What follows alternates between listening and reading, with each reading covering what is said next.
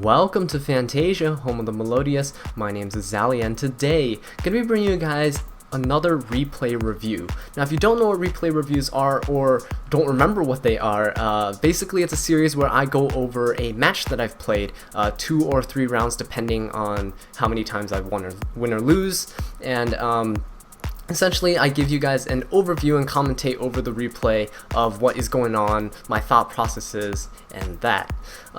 This is different than my normal commentaries because I get to see what's in my opponent's hand and kind of reason with why they do it with what they do as well as analyze their builds and kind of give you guys some insight on it. So without further ado, let's just get right into this. Starting off, I believe I let him go first, and so he starts off with some Amorphages. He summons Pride and activates Envy in the scale, and he activates card Demise. So Envy actually makes it so neither player can activate cards as a chain link 2 or higher, which means I just went off because he can't negate anything, even if he wanted to. So because he can't chain anything. Now notice here that he has 2 copies of Drowning Mirror Force face down, which unfortunately I attack into shortly right here. So that was actually kind of bad, and that set me back a lot to the point where I wasn't able to really come back in this game, I believe, because now he's able to set up this field full of Amorphages with really high defense, 2350, and really high attack, 2050 attack. So now he's able to go off with his scales and tribute, and his field spell allows him to draw every time an Amorphage monster is tributed. But luckily for me, I did have the Solemn Warning for when he pendulumed his 2 cards back. His other scale that he set over here, Amorphage Greed, he prevents neither player can activate trap cards unless it's Amorphage trap cards. So those kind of very lucky for me that he had no Amorphages on the field, which allowed me to Solemn Warning his stuff. But even then, he's able to establish really big monsters, 2550 attack, Amorphage Sloth and such, and I really have no way of getting over it. Now he's going with card Demise, he's drawing more and more cards, he's using Duality to draw into his deck, and he activates Amorphage Infection, which allows him to add more cards when his Amorphages are destroyed.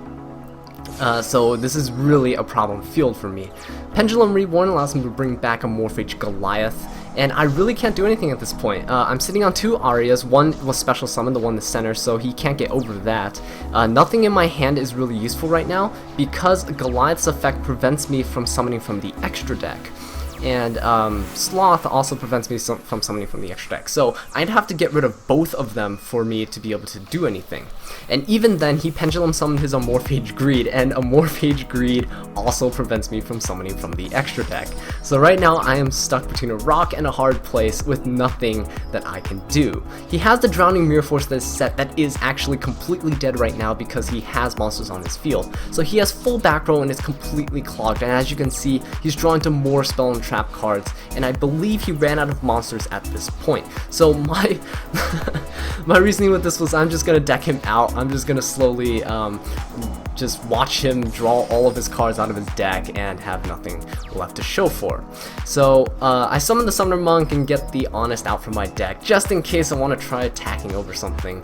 But what I do have is 2 powerful rebirths, so even if he did draw into a Raigeki or something, which he couldn't play because of his back row, even if he drew into it, I could powerful rebirth and Arya back, and we'd be back to square one where we can't do anything.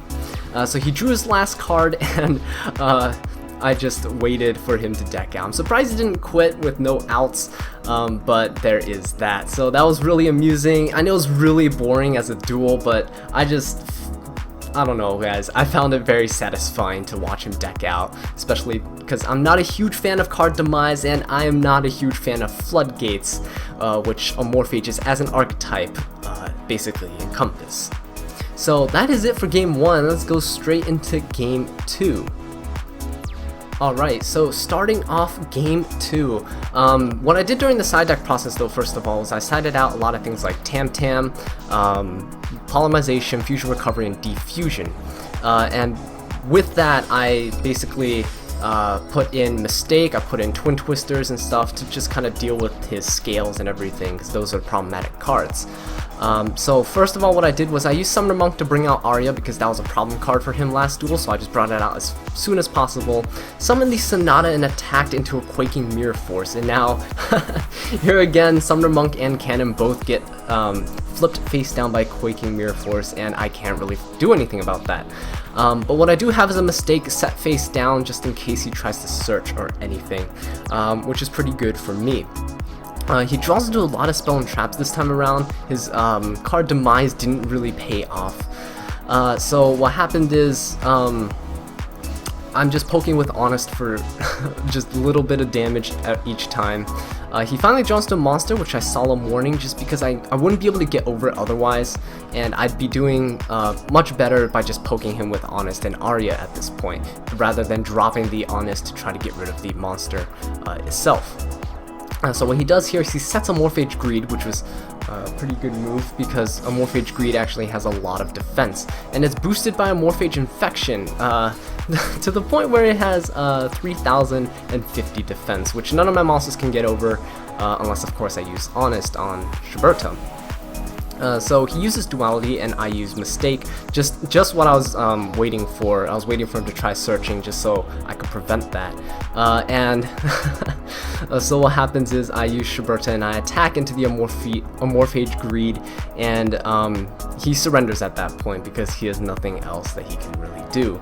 He is 3 back row, that doesn't really do much. He has his field spell that's kind of dead because he doesn't have his scales, he can't tribute any of his Amorphages, and he wasn't able to build up his engine like you saw in the first game where he was just going crazy. He had so many monsters, he was recycling and drawing and searching. He didn't have any of that this game, and so unfortunately he had to surrender, but I mean, I guess you could say fortunately because you don't want to sit through several minutes of watching him deck out again. But yeah, so that was it for the replay review. Hopefully it was kind of informative. I know it was really fast, but it kind of gives you an overview of how Amorphages work and how I kind of play to deal with them. You gotta really play slow and make sure you dwindle down their resources. You have to outgrind them, because if you allow them to start setting up and go off, you won't be able to keep up, and they'll just lock you out of everything possible.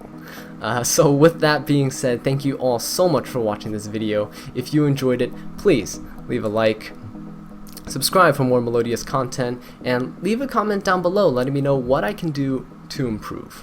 And until next time, take care.